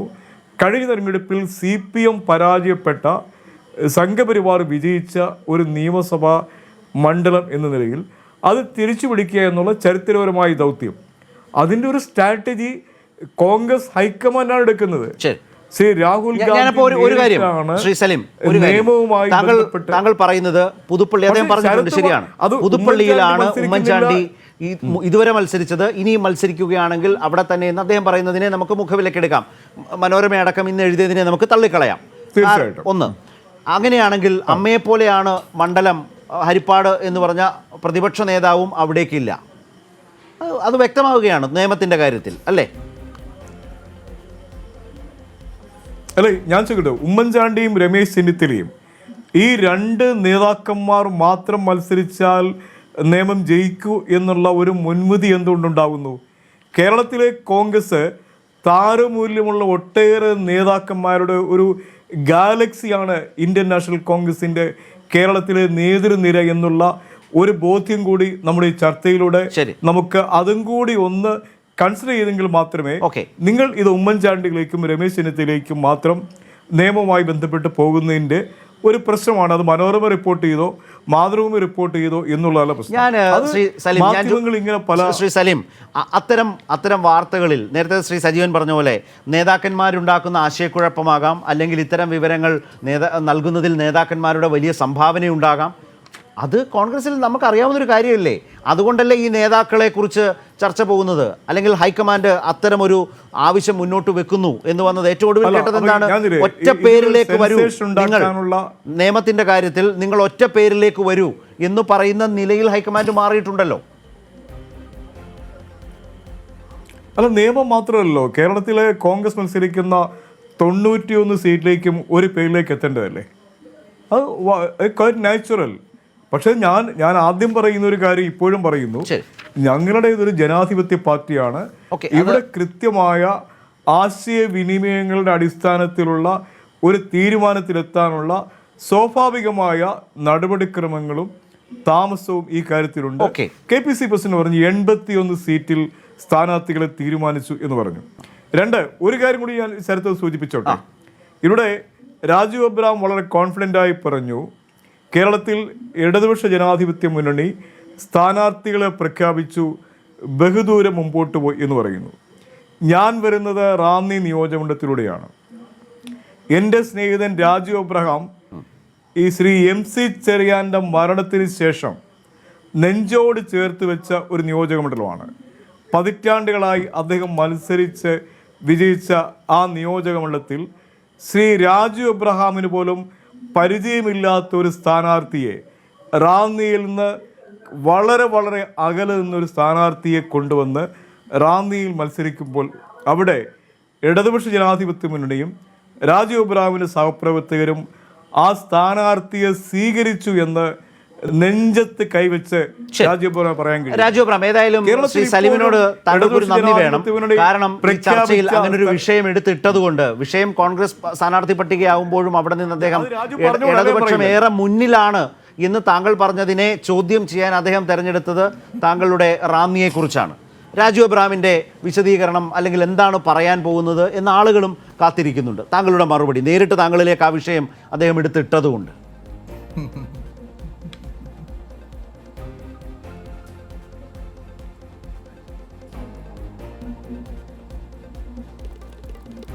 അല്ല, എനിക്ക് പരിചയമുള്ള സ്ഥാനാർത്ഥി തന്നെയാണ് വന്നത്. കേരള സർവകലാശാല യൂണിയൻ്റെ മുൻ ജനറൽ സെക്രട്ടറി കൂടിയാണ് അദ്ദേഹം. ഞങ്ങളെല്ലാം ഇന്ന് ഒരുമിച്ച് ഇന്ന് പത്രലേഖകരെ കാണുകയുണ്ടായി. അത് ലൈവായിട്ട് ഓൺലൈനിൽ ഇന്ന് ലഭ്യമാണ്. ഞാൻ ഒറ്റ കാര്യമേ പറഞ്ഞുള്ളൂ, എനിക്ക് കിട്ടിയ ഭൂരിപക്ഷത്തേക്കാൾ കൂടുതൽ ഭൂരിപക്ഷത്തിനായിരിക്കും ഇടതുപക്ഷ ജനാധിപത്യ മുന്നണി സ്ഥാനാർത്ഥി വിജയിക്കുക എന്നാണ് ഞാൻ ഇന്ന് വാർത്താ സമ്മേളനത്തിൽ തന്നെ പറഞ്ഞത്. ഞങ്ങൾക്ക് പൂർണ്ണ ആത്മവിശ്വാസമുണ്ട്. ഞങ്ങളുടെ പ്രവർത്തനങ്ങൾ, നാളെ നിയോജക മണ്ഡലം കൺവെൻഷനാണ്. ആ നിയോജക മണ്ഡലം കൺവെൻഷൻ്റെ പ്രവർത്തനങ്ങൾ ഞങ്ങൾ ഒരാഴ്ച മുമ്പ് തന്നെ ആരംഭിച്ചു. ഞങ്ങളിവിടെ സ്ഥാനാർത്ഥി ഇടതുപക്ഷ ജനാധിപത്യ മുന്നണിയെ സംബന്ധിച്ചിടത്തോളം ഒരു പ്രശ്നമേ അല്ല എന്ന് എൻ്റെ സ്നേഹിതൻ സലീമിന് നന്നായിട്ട് അറിയാവുന്ന ഒരു കാര്യമാണ്. അവിടെ ഏത് സ്ഥാനാർത്ഥി വന്നാലും ഞാൻ ഇടതുപക്ഷ ജനാധിപത്യ മുന്നണിയുടെ സ്ഥാനാർത്ഥിയാണോ ആ സ്ഥാനാർത്ഥിയെ വിജയിപ്പിക്കാൻ തീർച്ചയായിട്ടും റാന്നിയിലെ ജനങ്ങൾ ഒറ്റക്കെട്ടായിട്ടുണ്ടാവും. കാരണം അവിടെ തുടങ്ങി വെച്ച സലീം തന്നെ കാണുന്നതാണ് ഈ അവിടെ നടക്കുന്ന ഒരു വലിയ വികസന മുന്നേറ്റം. അപ്പോൾ തീർച്ചയായിട്ടും പുല്ലൂർ മൂവാറ്റുപുഴ റോഡ് അടക്കം ആ വികസന മുന്നേറ്റത്തിന് സാക്ഷിയാവുക എന്ന് തന്നെയാണ് ജനങ്ങൾ ആഗ്രഹിക്കുന്നത്. അതിനകത്ത് യാതൊരു തർക്കവുമില്ല. എന്നേക്കാൾ ഭൂരിപക്ഷത്തിന് അവിടെ ഇടതുമുന്നണി സ്ഥാനാർത്ഥി വിജയിക്കും, ഒരു സംശയമില്ല. ഇവിടെ ശ്രീ സജീവൻ, ഇപ്പോൾ മാധ്യമ വാർത്തകൾ ഇന്ന് ഡൽഹിയിൽ സംഭവിച്ചത് ഇതൊക്കെ പറയുമ്പോൾ ശ്രീ സലീമിൻ്റെ മറുപടി താങ്കൾ കേട്ടല്ലോ. വളരെ വിശ്വസനീയമാം വിധമാണെന്ന് ഉമ്മൻചാണ്ടി നിയമത്തേക്ക് ഇറങ്ങാൻ പോകുന്നു എന്ന നിലയിൽ ആ വാർത്ത രാവിലെ വന്നത്. അതിനുശേഷമാണ് ഇങ്ങനെ കാര്യങ്ങൾ മാറിയത്. അതിനുശേഷം ശശി തരൂർ എന്ന പേരിലേക്ക് പോകുന്നു, ഹൈക്കമാൻഡ് അത്തരമൊരു നിർദ്ദേശം വെക്കാൻ പോകുന്നു എന്നറിയുമ്പോൾ തന്നെ അത് തടയാൻ നേതാക്കൾ ശ്രമിക്കുന്നു. ഇപ്പോൾ അദ്ദേഹം പറഞ്ഞത് ഒരു വലിയ ഗാലക്സിയിൽ നിന്ന് ഒരു സ്ഥാനാർത്ഥിയെ തിരഞ്ഞെടുക്കാൻ ഉള്ള ബുദ്ധിമുട്ടാണ്, അത്രയേറെ ആളുകൾ നിൽക്കുന്നു എന്നാണ് പറയുന്നത്. ഈ നേതാക്കൾ തന്നെയാണോ സത്യത്തിൽ രമേശ് ചെന്നിത്തല അല്ലെങ്കിൽ ഉമ്മൻചാണ്ടിയൊക്കെ നിയമത്തേക്ക് വരാൻ പോകുന്നു എന്നൊരു ഇംപ്രഷൻ കൊടുത്തതും നിയമം പോലെയുള്ള മണ്ഡലങ്ങളിൽ സ്ഥാനാർത്ഥിയെ സമയത്ത് ഈ തർക്കങ്ങളോ അല്ലെങ്കിൽ തപ്പിനടക്കലോ ഇല്ലാതെ കണ്ടുപിടിക്കാൻ കോൺഗ്രസിന് കഴിയും എന്നൊരു ആത്മവിശ്വാസം പകരേണ്ടിയിരുന്നതും ഈ നേതാക്കളാണോ? അത് സംഭവിച്ചിട്ടുണ്ടോ ഈ കാര്യങ്ങളാകെ നോക്കിയാൽ? ശ്രീ സലീമിൻ്റെ ആവർത്തിച്ചുള്ള മറുപടി കേൾക്കുമ്പോൾ അതുകൊണ്ടാണ് ഞാൻ വീണ്ടും അത് ചോദിക്കുന്നത്. സലീം ഇതൊക്കെ പറയുമ്പോഴും അദ്ദേഹം ഉദ്ദേശിക്കുന്നത് മാധ്യമങ്ങൾ ഇത് സൃഷ്ടിച്ചു വിട്ടു എന്നുള്ളതാണ്. അദ്ദേഹത്തിന് ആദ്യം തന്നെ തുടക്കത്തിൽ തന്നെ അദ്ദേഹം ഉപയോഗിച്ച വാക്ക് മാധ്യമ സൃഷ്ടി എന്നുള്ളതാണ്. ഒരു കാരണം, ഞാൻ ഈ മാധ്യമരംഗത്തുള്ള ആളെന്നുള്ളതിൽ കൊണ്ട് പറയട്ടെ, ഒരു കാരണവശാലും അങ്ങനെ ഒരു കാര്യം സംഭവിച്ചിട്ടില്ല എന്നുള്ള കാര്യം യാഥാർത്ഥ്യമാണ്. ഇത് ഈ കോൺഗ്രസ് നേതാക്കളിൽ നിന്ന് തന്നെയാണ് നിയമം ഒരു പ്രശ്നമായി ഇവിടെ ഉയർത്തിവിട്ടത്. വേറെ ഈ ബാക്കിയുള്ള 139 മണ്ഡലങ്ങളും മാറ്റിവെച്ചുകൊണ്ട് നിയമം ഒരു പ്രധാനപ്പെട്ട കാര്യമാവുകയും അവിടെ ഉമ്മൻചാണ്ടി മത്സരിക്കുമെന്നുള്ള പ്രചരണം കൊണ്ടുവരികയും ചെയ്ത് ഈ മാധ്യമങ്ങളല്ല, അത് മാധ്യമങ്ങളുടെ മുമ്പിലേക്ക് എടുത്തിട്ടുള്ളത് കോൺഗ്രസ് നേതാക്കന്മാരാണ്. അപ്പൊ അങ്ങനെയുള്ള ഒരു സ്ഥലത്ത് സ്വാഭാവികമായി ഡൽഹിയിൽ വെച്ചും വരുന്നത് അവർ ഈ നേതാക്കന്മാരുടെ മുഴുവൻ വാക്കുകളിൽ നിന്ന് വരുന്നത് പേര് പറയുന്നില്ലാണുള്ളൂ. വളരെ ശക്തനായ ഏറ്റവും സമുന്നതരായ സ്ഥാനാർത്ഥി ഉണ്ടാവുന്നതാണ്. പിന്നെ രഹസ്യമായിട്ട് ഇവരൊക്കെ ഉമ്മൻചാണ്ടിയുടെ പേരിലേക്ക് വരുന്നു. ഇതൊരു ഘട്ടത്തിൽ അത് പറ്റില്ല എന്നുള്ള നിലയിൽ വന്നപ്പോഴാണ് എങ്കിൽ ഞാൻ ആവാമെന്ന രീതിയിൽ മുരളീധരൻ വരുന്നത്. സ്വാഭാവികമായും അദ്ദേഹം ഹൈക്കമാൻഡിന് മുന്നിൽ വെച്ചുള്ള ആവശ്യം വളരെ ന്യായവുമാണ്. കാരണം നിയമത്തെ പോലെ ഒരു വെല്ലുവിളി ഏറ്റെടുക്കുമ്പോൾ പിന്നെ മുഖ്യമന്ത്രി സ്ഥാനത്തേക്ക് തന്നെ പരിഗണിക്കണമെന്ന് അദ്ദേഹം പറഞ്ഞിട്ടുണ്ടെങ്കിൽ അത് തീർച്ചയായിട്ടും അദ്ദേഹം ആവശ്യപ്പെടുന്ന ഒരു പ്രത്യുപകാരം തന്നെയാണ്. കാരണം നിയമത്ത് കഴിഞ്ഞ 2 തവണ ഈ കഴിഞ്ഞ തെരഞ്ഞെടുപ്പിൽ മാത്രമല്ല 2011-ലും 2016-ലും 2 തവണയും കോൺഗ്രസ് അല്ല അവിടെ മത്സരിച്ചു. കോൺഗ്രസിന്റെ മണ്ഡലമായിരുന്നത്, കരുണാകരൻ ജയിച്ച സ്ഥലമാണത്. അപ്പൊ അങ്ങനെ ഒരു മണ്ഡലത്തിൽ ആദ്യം ചാരുവാർ രവി മത്സരിക്കുന്നു, അത് കഴിഞ്ഞിട്ട് പിന്നീട് സുരേന്ദ്രൻപിള്ള മത്സരിക്കുന്നു. ഇത് രണ്ടിലും ഇവിടെ 2 സമയത്ത് കോൺഗ്രസ് ജയിച്ച ഈ മണ്ഡലത്തിൽ എങ്ങനെയാണ് വളരെ ദയനീയമായിട്ട് കെട്ടിവെച്ച പൈസ പോലും കിട്ടാത്ത രൂപത്തിലേക്ക് UDF മാറിപ്പോകുന്നത്? അവിടെയും സലീം നേരത്തെ തുടക്കത്തിൽ തന്നെ പറഞ്ഞു, ഇതൊന്നും കോൺഗ്രസ് മത്സരിച്ച മണ്ഡലമല്ല, അതുകൊണ്ടാണ് കുറവെന്ന് വരുന്നത്. അതെങ്ങനെയാ വരുന്നത്? മത്സരിക്കുമ്പോൾ ഘടകകക്ഷി മത്സരിച്ചാലും അവിടുത്തെ കോൺഗ്രസ് വോട്ടുകൾ അവിടെ ഉണ്ടാവണ്ടേ? ഇപ്പോൾ 2006-ൽ 60,884 വോട്ടുകളാണ് UDFന് ലഭിച്ചത്. അതിൻ്റെ മഹാഭൂരിപക്ഷം വോട്ടും ഈ കോൺഗ്രസിൻ്റെതാണെന്ന് ആർക്കാണ് സംശയം? 2011-ൽ അത് 20,248 മാറി. അപ്പോൾ ആ വലിയ കുറവാണ് സംഭവിച്ചത്. 2016-ലേക്ക് പോകുമ്പോൾ 13,860 അത് വീണ്ടും താണു. അപ്പോൾ ഈ UDF വോട്ടുകളിലെ മഹാഭൂരിപക്ഷം കോൺഗ്രസ് വോട്ടെന്ന ഷെയർ എവിടെ പോയി? അവിടെ 6,705-ൽ നിന്ന് 50,100 അല്ല 6705 നിന്ന് 43,661 ബി ജെ പി വളർന്നു. 43,661 നിന്ന് 67,813 ബി ജെ പി കഴിഞ്ഞ തെരഞ്ഞെടുപ്പിൽ മാറി വീണ്ടും വളർന്നു. LDFിൻ്റെ വോട്ട് 50,135 2006, 50,076 2011, 59,142 2016. ഇടതു വോട്ടുകൾ നിലനിന്നു പോയി എന്ന് മാത്രമല്ല തോറ്റപ്പോഴും വർധനവുണ്ടായി. ഈ സ്റ്റാറ്റിസ്റ്റിക്സിലേക്കല്ല ഞാൻ ഇത് പറഞ്ഞു എന്ന് മാത്രം. പക്ഷേ ഇപ്പോഴത്തെ അവസ്ഥയിൽ ഇപ്പോൾ മാധ്യമ സൃഷ്ടി മാറ്റിവെച്ചാൽ ശ്രീ സജീവൻ, നേതാക്കൾ പറഞ്ഞതിൽ നിന്നും മനസ്സിലാക്കുന്നത് എന്താണ്? നിയമം പോലെ ഒരു മണ്ഡലത്തിൽ കോൺഗ്രസ് ആരെ സ്ഥാനാർത്ഥിയാക്കാനാണ് സാധ്യത? ഏത് നിരയിൽ നിന്നുള്ള, പേരിനേക്കാൾ ഉപരി ഏത് നിരയിൽ നിന്നുള്ളൊരു സ്ഥാനാർത്ഥിക്കാണ് സാധ്യത? ദുർബലനാവില്ല എന്ന് മാത്രമേ പ്രതിപക്ഷ നേതാവ് പറയുന്നുള്ളൂ. പ്രധാന നേതാക്കന്മാരാരും തയ്യാറല്ല എന്നുള്ള കാര്യം ഉറപ്പായല്ലോ. ഇപ്പോൾ രമേശ് ചെന്നിത്തല ഇല്ല, ഉമ്മൻചാണ്ടി ഇല്ല, മുല്ലപ്പള്ളി രാമചന്ദ്രൻ ഇല്ല, മറ്റു രണ്ടുപേരെയും എംപിമാരുമില്ല. കാരണം അവരത് മുഖ്യമന്ത്രിമാരായി എംപിമാരാരില്ല എന്ന് പറയാൻ കാരണം ഈ മുരളീധരനും മറ്റു മത്സരിക്കാൻ പാടില്ല, അപ്പൊ തരൂരും മത്സരിക്കാൻ പാടില്ല. അപ്പം അതിന്റെ അർത്ഥം അവർ മുഖ്യമന്ത്രി സ്ഥാനാർത്ഥികളായാലോ എന്നുള്ളൊരു തോന്നലുണ്ടാകും. വേറൊരു ആരോപണം, ഞാനത് എന്റെ ആരോപണമായിട്ട് പറയുന്നില്ല, പക്ഷെ പല ആളുകളും ഉന്നയിക്കാൻ സാധ്യതയുള്ള ഒരു ആരോപണം, ഇവിടെ കഴിഞ്ഞ 2011-ലും 2016-ലും സംഭവിച്ച പോലെ കോൺഗ്രസിന്റെ വോട്ട് നേരത്തെ വളരെയധികം 60,000-ന് മുകളിൽ വോട്ടുണ്ടായിരുന്ന കോൺഗ്രസിന്റെ വോട്ട് ഒറ്റയടിക്ക് താഴ്ന്നു പോകുന്നുണ്ടെങ്കിൽ ആ വോട്ട് കോൺഗ്രസിന്റെ വോട്ട് തന്നെ അത് വേറെ എവിടെയും വീണു.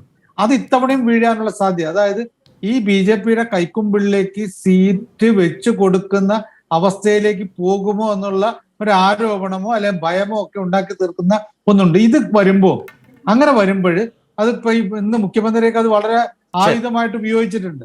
അത് കോൺഗ്രസ്സുകാരെ മനസ്സിലാക്കുന്നില്ല. അങ്ങനെ ഉണ്ടാകുമ്പോൾ വലിയ തിരിച്ചടിയായിരിക്കും മറ്റു മണ്ഡലങ്ങൾ കൂടി ഉണ്ടാവാൻ സാധ്യതയുള്ളത്. ശരി, അതായത് ഒരു കാര്യം, നിയമത്തിപ്പോൾ അതൊരു സ്പെസിമനായി നിയമം എടുത്തു എന്ന് മാത്രമേ ഉള്ളൂ. 10ഓളം മണ്ഡലങ്ങളിൽ ഇപ്പോഴും ധാരണയായിട്ടില്ല എന്ന് പറയുന്നു. മാധ്യമ റിപ്പോർട്ടുകൾ അനുസരിച്ച് 2 ഡസനോളം മണ്ഡലങ്ങൾ ഒറ്റ പേരിലേക്ക് ഇപ്പോഴും എത്താൻ കഴിഞ്ഞിട്ടില്ല എന്നും പറയുന്നു. ഇവിടെ ഞാൻ ശ്രീ സലിമിലേക്ക് വരുന്നതിന് മുമ്പ് ഇന്ന് കെ സുരേന്ദ്രൻ പറഞ്ഞ ഒരു പ്രസക്തമായ വാചകമുണ്ട്, അതൊന്ന് കണ്ടുകൊണ്ടുവരാം.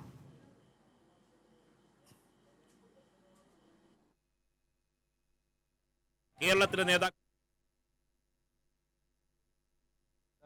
ദില്ലിയിലെ മലയാള മാധ്യമ പ്രവർത്തകർക്ക് അറിയില്ലേ? എന്തിനാണ് ഇത്ര സംശയം? 30-35 സീറ്റ് കിട്ടിയാൽ ഞങ്ങൾ ഗവൺമെൻറ് ഉണ്ടാക്കാം. അല്ല, ഗവൺമെൻറ് ഞങ്ങൾക്ക് ഉണ്ടാക്കാൻ ഞാൻ പറഞ്ഞല്ലോ, നേരത്തെ ഞാൻ പറഞ്ഞു, അതിപ്പോഴും ഞാൻ ആവർത്തിക്കുന്നു, 71 സീറ്റിൻ്റെ ആവശ്യമില്ല. ശ്രീ സലീം, ഇത് കോൺഗ്രസ്സുകാരെ കണ്ടിട്ടല്ലാതെ പിന്നെ ആരെ കണ്ടിട്ടാണ് കെ സുരേന്ദ്രൻ ഇങ്ങനെ ആവർത്തിച്ച് പറയുന്നത്? നിയമം പോലെയുള്ള സീറ്റ് ധാരണയിൽ ഇങ്ങനെ കോൺഗ്രസ് കിടന്ന് കറങ്ങുമ്പോഴാണ് കെ സുരേന്ദ്രൻ നേരത്തെ 40 പറഞ്ഞത്, ഇപ്പം 30-35 ചുരുങ്ങി. കോൺഗ്രസ്സുകാരെ അല്ലാതെ ആരെ കണ്ടിട്ടാണ് കെ സുരേന്ദ്രൻ ഇങ്ങനെ പറയാനാവുക? അല്ല ശരത്ത്, ഞാൻ ചോദിക്കുന്നത് ഈ കെ സുരേന്ദ്രനെ പോലെയുള്ള ആളുകൾ പറയുന്ന ഇത്തരം കാര്യങ്ങൾക്ക് നിങ്ങൾ കൊടുക്കുന്ന ഒരു വാർത്താ പ്രാധാന്യം, കേരളത്തിൽ 35 സീറ്റോ 30 സീറ്റോ, ഞാൻ നിങ്ങൾ ഈ ഇന്ത്യ മഹാരാജ്യത്ത് നിങ്ങൾ തന്നെയാണ് BJPയുടെ പരിശ്രമത്തിന് വലിയ വാർത്താ പ്രാധാന്യം കൊടുത്തത്. നിങ്ങളുടെ കയ്യിലിരുന്ന സ്റ്റേറ്റുകളൊക്കെ പോയപ്പോഴും നമ്മുടെ നാട്ടിൽ ഇത് നടക്കില്ല എന്ന് വിചാരിച്ചു. ഇവിടെ അവരുടെ സംസ്ഥാന അധ്യക്ഷന് ഇങ്ങനെ പരസ്യമായി പറയാൻ കഴിയുന്നുവെങ്കിൽ നാട്ടിൽ രാജ്യത്ത് സംഭവിച്ചത് വെച്ച് നമ്മൾക്ക് തള്ളിക്കളയാനാവില്ല. നിങ്ങളെയൊക്കെ കണ്ട് തന്നെയാണ് സുരേന്ദ്രൻ അത് പറയുന്നത്. ശരത്ത്, ഞാൻ ചോദിക്കുന്ന എന്ത് കണ്ടു എന്നാണ് പറയുന്നത്. ഞാൻ ശരത്ത് അതിനു മുമ്പ് ശരത്ത് നിങ്ങളുടെ കൂട്ടത്തിൽ ജ്യോതിരാദിത്യ സിന്ധ്യമാരുണ്ട് എന്ന് സുരേന്ദ്രന് മനസ്സിലാവുന്നുണ്ട്. കേരളത്തിനകത്ത് ഇനി അങ്ങനെ വന്നാലേ നിങ്ങൾ പഠിക്കൂ എന്നാണ് പറഞ്ഞു വരുന്നതെങ്കിൽ നാട്ടുകാർക്ക് അതിനു മുമ്പേ കാര്യങ്ങൾ മനസ്സിലാവുന്നുണ്ട്. അത്രമേൽ നിങ്ങളെ ദുർബലമാക്കുകയാണ് ആ സ്റ്റേറ്റ്മെന്റ്. അല്ല, ആലപ്പുഴയിലെ ജ്യോതിഷിന്റെ കാര്യം കൂടി ഈ സുരേന്ദ്രന്റെ മനസ്സിലുണ്ടാവുമോ? അല്ല, ഞാനൊരു പറയുന്നത് കൊണ്ട് ഞാൻ തിരിച്ചു ചോദിച്ചാണ്. ഞാൻ ഈ ഞാനിപ്പോൾ പറഞ്ഞ കാര്യത്തിനോടും ശരത്ത് പറഞ്ഞ കാര്യത്തിനോടും വളരെ ഒരു തരത്തിലും പ്രസക്തിയില്ലാത്ത ഒരു സ്റ്റേറ്റ്മെൻറ്റിൻ്റെ പുറകെ പോകുന്നതിലെ അനൗചിത്യത്തെക്കുറിച്ചാണ് ഞാൻ സൂചിപ്പിക്കുന്നത്. കേരളത്തിൽ BJPക്ക് ഒരു സീറ്റ് പോലും കിട്ടും എന്ന് പ്രതീക്ഷിക്കാത്ത ഒരു പാർട്ടിക്ക് 35 സീറ്റും 30 സീറ്റും എന്നൊക്കെ പറഞ്ഞ് ഈ സുരേന്ദ്രൻ കൊടുക്കുന്ന ഈ ഇൻഡിക്കേഷൻ ഞാൻ വീണ്ടും പറയേണ്ടി വരുന്നുണ്ട്. ഒരുപക്ഷെ സജീവൻ പ്രകോപിതനാകും. ശ്രീ സജീവൻ ക്ഷമിക്കണം, ശ്രീ സലീം, സുരേന്ദ്രൻ അത് പറഞ്ഞതുകൊണ്ട് കേരളത്തിൽ BJPക്ക് ഈ തെരഞ്ഞെടുപ്പിൽ 30, 35, 40 സീറ്റ് കിട്ടുമെന്നൊന്നും ആരും ധരിക്കുന്നില്ല. പക്ഷേ ആ സ്റ്റേറ്റ്മെന്റിൽ അടങ്ങിയിരിക്കുന്ന കോൺഗ്രസിന്റെ രാഷ്ട്രീയ അഭിമാനത്തെ, കേരളത്തിലെ രാഷ്ട്രീയ അഭിമാനത്തെ പോലും ചോദ്യം ചെയ്യുകയാണ്. അതിന് നിരവധി ഉദാഹരണങ്ങൾ രാജ്യത്ത് നിങ്ങൾ തന്നെ സമ്മാനിച്ചിട്ടുണ്ട്.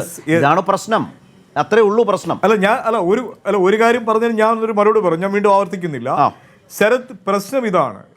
കേരളത്തിൽ കെ സുരേന്ദ്രൻ ആഗ്രഹിക്കുന്ന, പിണറായി വിജയൻ ആഗ്രഹിക്കുന്ന ഒരു കാര്യമുണ്ട്.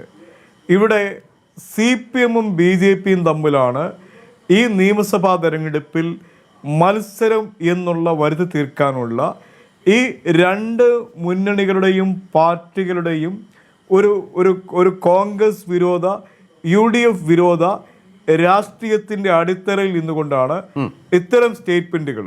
അത് കേരളത്തിൽ CPM-ന് വലിയ ആവേശം കൊടുക്കുന്നതാണ്.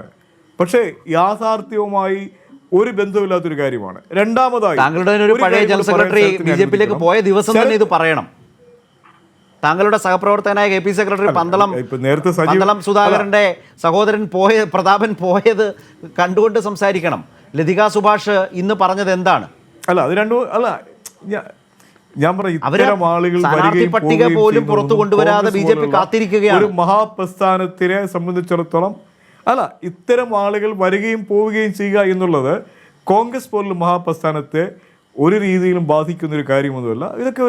ഇതൊക്കെ ഇത്തരം ഈ എലിമെന്റ്സ് എവിടെയുണ്ടല്ലോ, CPM-നുണ്ടല്ലോ. CPM-ന്റെ തിരുവനന്തപുരം ജില്ലയിലെ ബ്രാഞ്ച് കമ്മിറ്റി ഓഫീസ് ഉൾപ്പെടെ BJP-യിലേക്ക് പോയ കാര്യം ഞാനിവിടെ പറയുന്നില്ലല്ലോ. അതൊക്കെ ശരത്, കേരളം പോലൊരു വളരെ ഇത്തരം രാഷ്ട്രീയ പ്രബുദ്ധതയുള്ള ഒരു സംസ്ഥാനത്ത് കോൺഗ്രസ് മുന്നോട്ട് വെക്കുന്ന ഒരു മതേതര രാഷ്ട്രീയത്തിന്റെ അടിത്തറ ഇവിടെ ശക്തമാണ്. ഞങ്ങളുടെ പോരാട്ടം വളരെ കൃത്യമാണ്. ആ നിലയിൽ തന്നെ ഞങ്ങൾ മുമ്പോട്ട് പോകുന്നു. ശ്രീ സജീവൻ, അദ്ദേഹം പരിശ്രമിക്കുന്നത് ദേശീയ തലത്തിൽ തുടങ്ങി ഇങ്ങ് കേരളം വരെ എത്തിക്കൊണ്ടിരിക്കുന്ന BJP കോൺഗ്രസിലേക്ക് കടന്നു കയറുന്നതിൻ്റെ സാഹചര്യങ്ങളെക്കുറിച്ച് സംസാരിക്കുമ്പോൾ അവരുടെ രാഷ്ട്രീയ എതിരാളികളായിട്ടുള്ള CPM പ്രാദേശികമായി ഏതോ പ്രദേശങ്ങളിൽ നേരിട്ടിട്ടുള്ള പ്രശ്നങ്ങളെ താരതമ്യം ചെയ്യാനുള്ള പരിശ്രമമാണ്. സ്വാഭാവികമായും അത് മനസ്സിലാക്കാവുന്നതേ ഉള്ളൂ. പക്ഷേ നമ്മൾ കാണുന്ന ഒരു പൊതുവായ വിശാലമായ പ്രശ്നത്തിനുള്ള മറുപടി അതാകുന്നുമില്ല. പക്ഷേ അതിന് അദ്ദേഹത്തെ കുറ്റം പറയാനാകില്ല. പക്ഷേ ഇവിടെ സംഭവിക്കുന്നത് എന്താണ്? ഇപ്പോഴത്തെ ഒരു സാഹചര്യത്തിൽ BJP സ്ഥാനാർത്ഥി പട്ടിക കൊണ്ടുവരുന്നില്ല. MN കാരശ്ശേരിയെ പോലെയുള്ളവരൊക്കെ എടുക്കുന്ന ഒരു സമീപനം ഇന്നിപ്പോൾ സോഷ്യൽ മീഡിയ ചർച്ച ചെയ്യുകയാണല്ലോ. വലിയ തോതിൽ മികച്ച സർക്കാരാണ് എന്ന് പറയുമ്പോഴും വേറെ പല തലങ്ങളിൽ നിന്നുകൊണ്ട് വിചിത്രമായ വാദങ്ങൾ ഉന്നയിക്കുന്നു അദ്ദേഹത്തെ പോലെയുള്ളവർ. ശ്രദ്ധിച്ചു കാണുമെന്ന് വിചാരിക്കുന്നു.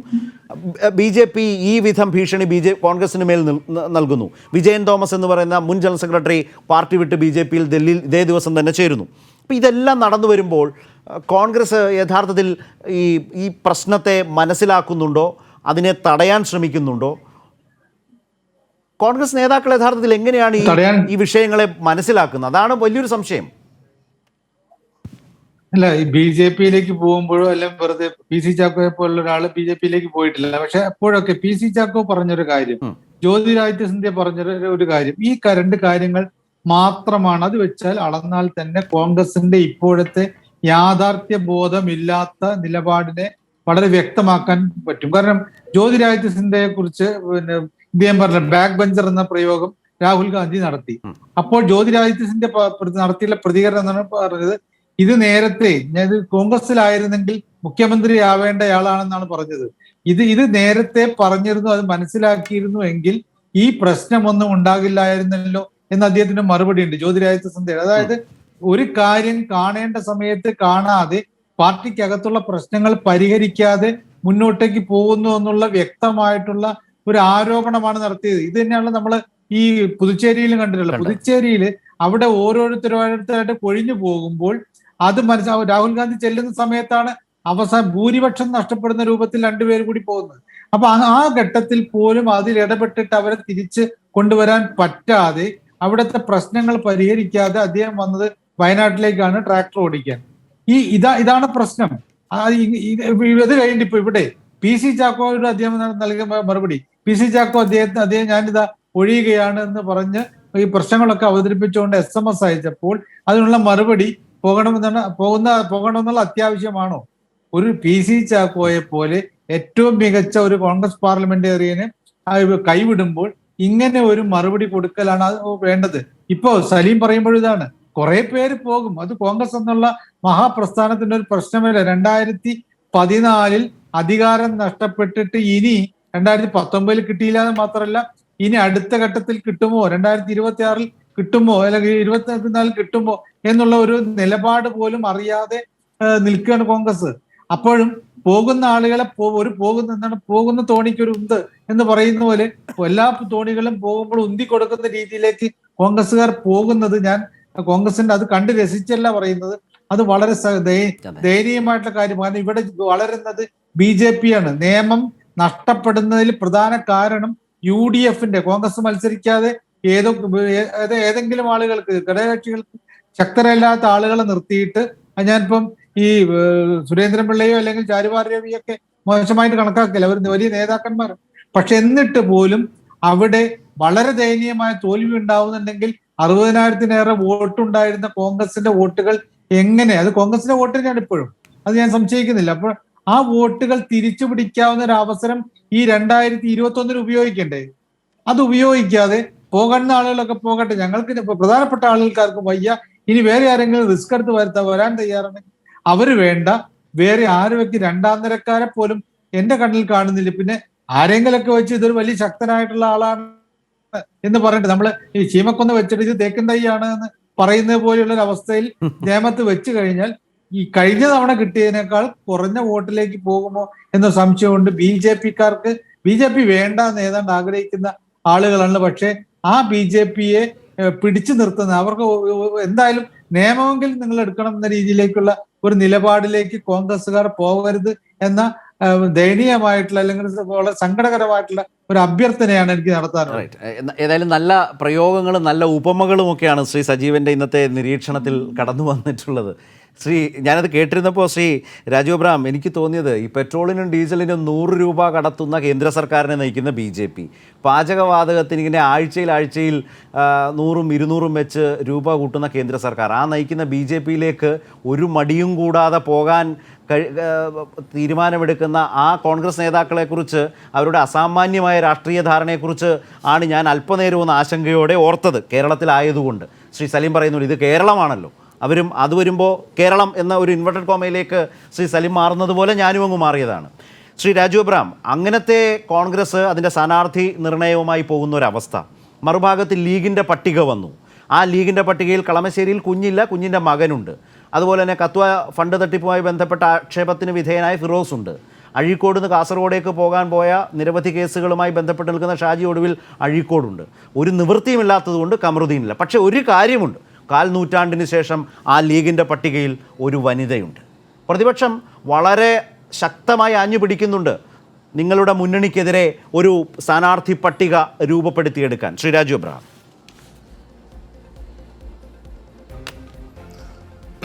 സ്ഥലത്ത് ഇതിനകത്ത് 2 കാര്യമുണ്ട്. ഒന്ന്, ഈ നിയമം നമ്മളിപ്പോൾ ചർച്ച ചെയ്തപ്പോൾ 2 തവണ സലീം എടുത്തു പറഞ്ഞ ഒരു കാര്യം എനിക്ക് പരാമർശിക്കാതെ പോകാൻ കഴിയില്ല. സലീം പറഞ്ഞത് CPMൻ്റെ സ്ഥാനാർത്ഥിയെ പരാജയപ്പെടുത്തിയാണ് അവിടെ BJP ജയിച്ചത്. ഒരു അത്ഭുതകരമായ പരാമർശനം എനിക്കതൊന്ന് ഒന്ന് ചൂണ്ടിക്കാട്ടുക. അതായത് നമ്മൾ CPM അവിടെ 50,000 നിന്ന് 59,000 വോട്ടായിട്ട് വർദ്ധിക്കുകയാണ്.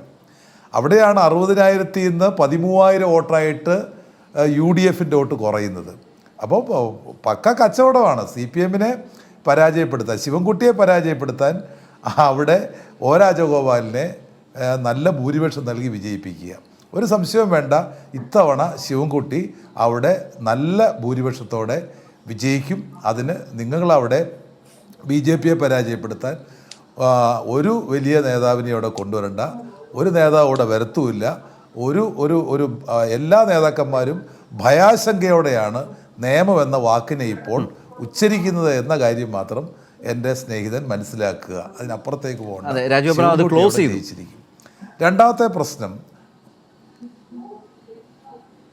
രണ്ടാമത്തെ കാര്യം ഇവിടെ ശരത്ത് സൂചിപ്പിച്ച ലീഗിൻ്റെ പട്ടികയാണ്. ലീഗിൻ്റെ പട്ടിക ഇതിനപ്പുറത്തേക്കെന്ന് നമ്മൾ പ്രതീക്ഷിക്കേണ്ടതില്ല. കാരണം ലീഗ് ഇപ്പോൾ എത്തി നിൽക്കുന്ന ഒരു ധാർമ്മികമായ നിലവാരം അവിടെയാണ്. അപ്പോൾ അതാണ് പ്രശ്നം. അതാണ് കളമശ്ശേരിയിലെ പാലാരിവട്ടം പാലത്തിലൂടെ ലോകപ്രശസ്തി നേടിയ ഇബ്രാഹിം കുഞ്ഞിൻ്റെ മകൻ തന്നെ അവിടെ വീണ്ടും സ്ഥാനാർത്ഥിയായത്. ഇബ്രാഹിം കുഞ്ഞിൻ്റെ മകൻ അവിടെ അഴിമതിക്കാരനാണ് അല്ലെങ്കിൽ അതിന് തെളിവുണ്ടെന്ന് ഞാൻ പറയുന്നില്ല. പക്ഷേ ഒരു ഷാഡി ക്യാരക്ടർ ആയി കേരളത്തിലെ രാഷ്ട്രീയ ചിത്രത്തിലും നമ്മുടെ രാജ്യത്തിൻ്റെ പത്രമാധ്യമങ്ങളിലും ധാരാളം ചർച്ച ചെയ്യപ്പെട്ട പാലാരിവട്ടം പാലം നമ്മുടെ നാടിനൊരു നാണക്കേടാണ്, ഒരു അപമാനമാണ്. കേരള രാഷ്ട്രീയം ഏത് രാഷ്ട്രീയ പാർട്ടി ആയിക്കൊള്ളട്ടെ, ഏത് രാഷ്ട്രീയ പാർട്ടിയാണെന്നുണ്ടെങ്കിലും കമ്പിയും സിമെൻറ്റും ഇല്ലാതെ പാലം പണിത് ഈ കേരളത്തിന് അപമാനം. രാഷ്ട്രീയക്കാരെ തന്നെ പൊതുജനങ്ങളുടെ ഇടയിൽ പുച്ഛത്തോടുകൂടി രാഷ്ട്രീയക്കാരെ കാണുന്ന അവസ്ഥയിലേക്ക് എന്തുകൊണ്ട് നമ്മുടെ പ്രത്യേകിച്ച് പുതിയ തലമുറ എത്തുന്നു എന്നുള്ളത് നമ്മൾ ഗൗരവപൂർവ്വം ചിന്തിക്കേണ്ട ഒരു കാര്യം തന്നെയാണ്. അപ്പോൾ അതിന് നിന്നുകൊടുക്കുക, അതിന് നിമിത്തമാകുക. ഒരു MLA തന്നെ ജുവലറി തട്ടിപ്പിൽ 165 കോടിയുടെ വെട്ടിപ്പിന് ഒരു MLA, ഒരു രാഷ്ട്രീയക്കാരൻ അതിൻ്റെ മുഖ്യ പ്രധാനപ്പെട്ട പങ്ക് വഹിക്കുക. ഇതാണ് രാഷ്ട്രീയക്കാരെ പറ്റി ചില സിനിമകൾ പോലും പുറത്തു വരുന്നതിൻ്റെ കാരണം. അതാണ് പുതിയ തലമുറ പുച്ഛത്തോടുകൂടി രാഷ്ട്രീയക്കാരെ കാണും. അങ്ങനെയല്ല രാഷ്ട്രീയക്കാർ രാഷ്ട്ര നിർമ്മാണത്തിന് വേണ്ടി പ്രവർത്തിക്കുന്നവരാണ്, രാഷ്ട്രം കെട്ടിപ്പടുക്കേണ്ടവരാണ്, അവർ മോഡലുകളാണ്, അവർ മാതൃകയായി പ്രവർത്തിക്കേണ്ടവരാണ്. അപ്പോൾ അവിടെയാണ് ഇവിടെ കത്വ ഫണ്ട് വെട്ടിപ്പിലെ മുഖ്യനായ ഒരു പ്രതിയായി അല്ലെങ്കിൽ ജനങ്ങളുടെ മുമ്പിൽ നിൽക്കുന്ന ഒരു നേതാവ് വീണ്ടും സ്ഥാനാർത്ഥിയായി മാറുന്നു. അതാണ് ഇത്. അപ്പം ഇനിയിപ്പോൾ കോൺഗ്രസിൻ്റെ ലിസ്റ്റ് വരുമ്പോൾ മാത്രമേ അറിയാൻ പറ്റത്തുള്ളൂ ആരൊക്കെയാണ് അതിനകത്തെ പ്രധാനപ്പെട്ട നായകന്മാർ, ആരൊക്കെയാണ്, സംശുദ്ധ രാഷ്ട്രീയത്തിന് അവിടെ എന്താണ് പ്രസക്തി, എന്താണുള്ളത് എന്നെല്ലാം അറിയാൻ വേണ്ടി കഴിയത്തുള്ളൂ. അതുതന്നെയാണ് BJP നോക്കി നിൽക്കുന്നത്. അത് തന്നെയാണ് പാർലമെൻറ്റിൽ കുഞ്ഞാലിക്കുട്ടി എടുത്ത സമീപനം വെച്ച് നോക്കുകയാണെന്നുണ്ടെങ്കിൽ BJP ആരെയാണ് ഉന്നമിടുന്നത് എന്ന് നമുക്ക് പറയാൻ പറ്റാത്ത ഒരവസ്ഥയിലേക്കാണ് കാര്യങ്ങൾ നീങ്ങുന്നത്. കാരണം പ്രധാനപ്പെട്ട വോട്ടിങ്ങിലൊന്നും കുഞ്ഞാലിക്കുട്ടി അവിടെ പങ്കെടുത്തിട്ടില്ല. ഒന്നുകിൽ അദ്ദേഹം കല്യാണത്തിന് പോയിട്ടുണ്ട്, അല്ലെങ്കിൽ അദ്ദേഹം ബന്ധുക്കളുടെ ഏതെങ്കിലും പരിപാടിക്ക് പോയിട്ടുണ്ട്.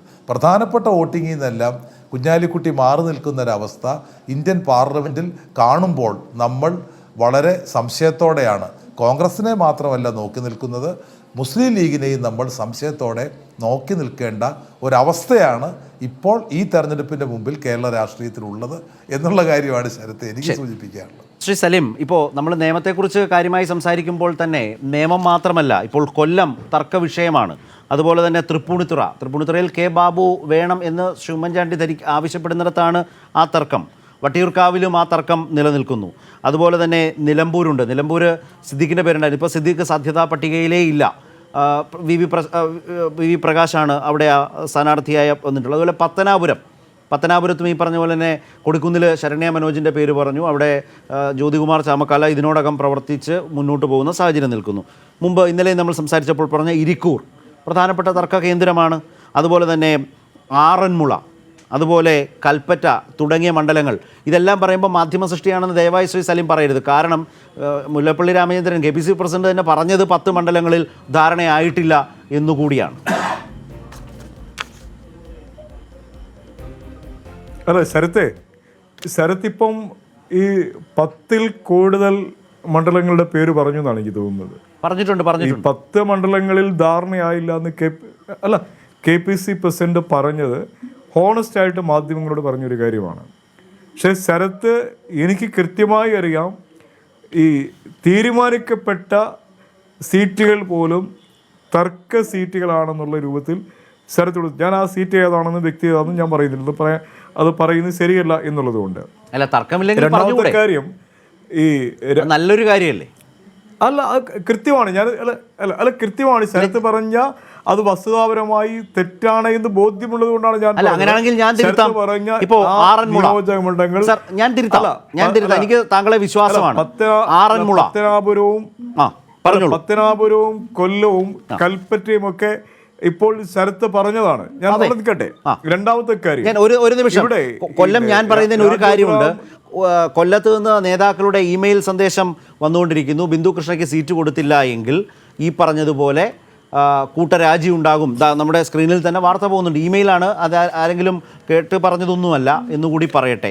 അവരെ കുണ്ടറയിലേക്ക് മാറ്റാൻ ശ്രമിക്കുന്നു, അതിനവർ തയ്യാറല്ല എന്ന് പറയുന്ന കാര്യം താങ്കൾക്ക് തുടരാം.